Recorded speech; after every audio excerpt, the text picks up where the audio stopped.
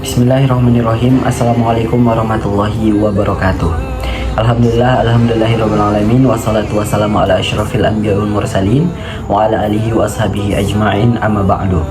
Baik, pada kesempatan kali ini izinkan saya untuk memaparkan materi yang sangat luar biasa, yang mana materi ini sebagai bentuk dari tugas pada mata kuliah khot yang diampu oleh Ustazah Nur Aziza Bancin, yang mana materi ini berlandaskan pada hadis innallaha jamilun wa yuhibbul jamal, yang artinya sesungguhnya Allah itu maha indah dan sangat menyukai keindahan.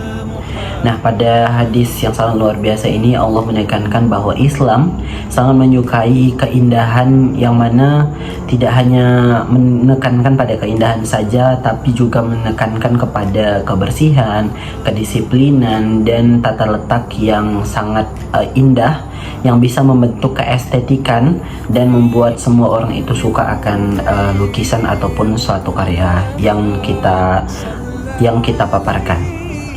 Adapun dalam karya khot ataupun dalam karya tulisan kaligrafi, makna ini diterjemahkan sebagai bentuk tulisan yang indah, yang harmonis, yang mana setiap hurufnya itu menunjukkan keestetikan dan juga kerapian yang bisa membuat kagum setiap orang yang melihatnya. Jadi makna indah di sini bukan hanya indah, tapi juga menunjukkan keestetikan dan juga proposisi huruf yang selaras antara satu sama yang lainnya. Dengan demikian, setiap garis dalam tulisan khot ini berarti mempunyai keseimbangan, keselarasan, dan mencerminkan nilai yang sangat positif untuk semua orang. Nah, pada slide yang kedua ini membahas tentang etika dalam berkarya di dalam dunia kaligrafi ataupun khot.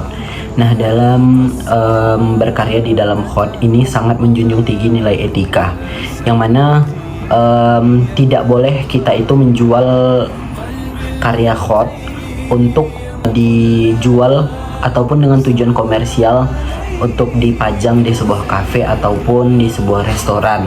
Ini bisa mengurangi nilai penghormatan kepada